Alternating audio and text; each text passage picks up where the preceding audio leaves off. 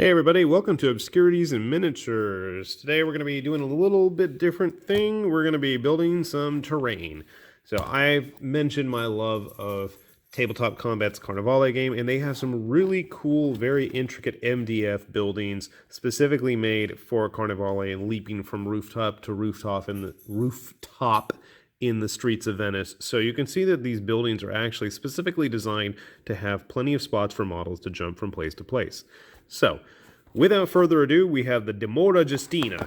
And I'm going to cut this open and we'll give it a little look and we'll talk about it. And then I'm going to swear for about an hour and a half trying to put the damn thing together. One sec. So first of all, with the building that we have, most, if not all, of Tabletop Combat's models have these really thin, kind of decorative parts that they include to go on the outside of the buildings. And you can see here that they leave all kinds of lovely imprints all over the wood. So first things first, you really need to clean this off because as you can see, it's going to get all over your fingers otherwise and make an absolute god-awful mess. One of the very nice things, though, I love about Tabletop Combat stuff, and specifically the Carnivale models, is they just had this very elegant look to it that they've kind of really spent some time engraving the details into. And they do make quite a bit of interior bits as well, but these days I like to play the battle system stuff when it comes to interiors. So we have 5 sheets for a pretty reasonably decent sized model. I mean, once you build a few of these models, they're not too complicated, and I do have a few tucked away in storage. Maybe we'll bust them out one day. But we were off to a great start today because I ran off the wrong directions on their website. I printed out a bunch of other ones, but I think I have more coming in the mail as it is, so it's okay. Paper won't go to waste. And if you're ever curious, they actually have just about 99% of their designs uploaded already to their website at Tabletop Combat. So if you're curious how this stuff actually goes together, you can take a look at just about every single model prior to building it in case you're curious, because I know some of these models get really complex and they can be pretty intimidating the first time you've built a few of them. So, if you're curious, check it out. I'm going to get this built and we'll take a look at it when I'm done, which who knows when that's going to be, but you'll see it here first. So we have our Dimora Justina almost finished here. We've at least put together all of the actual MDF parts, and then we're going to detail it up with all the extra gray parts in just a moment. But I wanted to point out a couple things to you guys if you've never built any of Tabletop Combat's buildings yet. So one of the very nice things is all of the balconies and locations on the models are totally accessible. I'm gonna take off a little vent thing there. 2 models. I mean, so there's plenty of actual space to put a model on a reasonably sized base. So 30mm bases seem to be about the limit for most of the balconies. And the way that the buildings are designed is that each floor becomes removable, and then that way you can actually use the interior. There are interiors and you can put all, whatever you want in there. And it breaks down and it's a lot easier to carry as well. So you can actually mix and match things if you are so inclined. So if you wanted to shuffle things up and put a different floor on top of another, that does work. So, and they used to sell extensions for the buildings. I don't know if they're still on their website or not, but I can show you guys some in another video, perhaps. But they do have all sorts of extra bling that you can use to modify the houses even further. So, and it's got a lot of room. A couple of things that were issues for me. So usually you can tell which side of the building is supposed to be, the inside, the outside, the top, the bottom. There were a couple parts that just did not want to cooperate.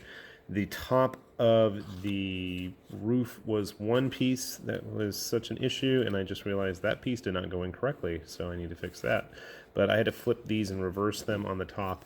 You can see they're a little bit lighter color since that's not where the laser burned them, and they didn't match up exactly at the corners, but that's not a huge deal. The other issue is on the 3rd story. I could not get the garden trellis area and the doorway third floor, all nice and flush. They did not want to cooperate. So I got it to a point where at least everything just kind of sits even so you can put the roof back on top, because otherwise it just wasn't going to work there. Other than that, I mean, things went together really nice, smooth, and efficiently. I got no worries there. I don't know if you can see it. Let me pop this off real fast. It's got this cool little trellis that actually is removable up on top of the roof as well, so you can get guys up there on that balcony. You can see I put way too much glue. In case you're curious, I've always used just good old-fashioned white glue. I borrowed some of my kids' stuff to put it together, and it just, you know, takes a while to dry, but the results, it's nice and strong, and I've dropped a couple of these buildings, and I've never had any breakage or anything either, so. And that goes for all MDF buildings. It's not just tabletop combats or anything like that. Oh, I guess I can't do that. Oh well. Anyways, let's get those detailed parts on and we'll take a look at the final model. Now we've got all of our embellishments on the building here. So a couple of things I noticed. First of all, these nice little door frames were for all of the doors except one. The one up here on the garden patio was missing one, so I figured since the doors didn't really even fit the doorway, I just glued them in place. So you get these trellises for vines to grow on or whatever. There's also, I could not figure out until I actually looked at a picture on Tabletop Combat's website what these corner pieces were for. They actually go up on the very top roof, which then goes up here. And I gotta say, the overall effect is quite nice. Gives the, I mean, if you're not gonna bother painting the stuff, it gives it a nice kind of, you know, contrast color-wise. And all of these balconies and various points are totally playable with a 30mm game. So if you're playing something that's going to have a lot of variable heights, you got a lot of options in just this one building alone. And if you start really, you know, building up a table of this stuff, you can really imagine things can get kind of fun and crazy.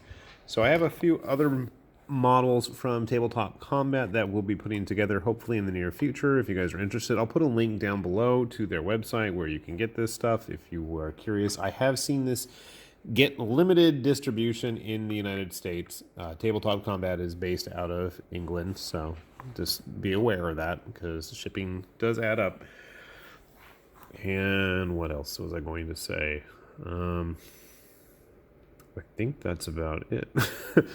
So yeah, I'm not sure if I'm going to bother painting it. I kind of like the brown touch. Maybe I'm worried that, you know, painting these sections, you're going to lose a lot of the laser carving work here. I haven't tried painting it. I don't know that. If you guys have or you have any experience with it, please, by all means, drop a line in the comments below because I am quite curious about that. At least it beats playing with a bunch of gray plastic. So, and again, it's also a lot more dynamic than the, you know, starter box boring buildings. Not that they're, you know, very utilitarian. You can get a lot of use out of them, but they're not as exciting as this place. So, with that said, hopefully you found this useful, and hopefully we will have many more of these pieces of terrain to show off in the near future. With that said, hi Lord Tamberlane, Obscurities and Miniatures. We'll see you all later. Bye-bye.